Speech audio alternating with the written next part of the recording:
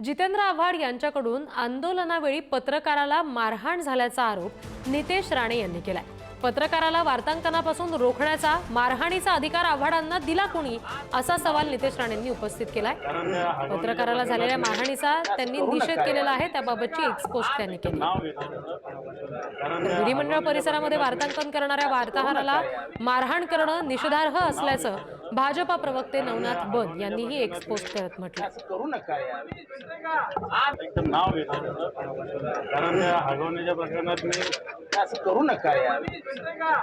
एकदम नाव घेतलं कारण हगवण्याच्या प्रकरणात मी असं करू नका यार। एकदम नाव घेतलं कारण हगवण्याच्या प्रकरणात मी असं करू नका यार।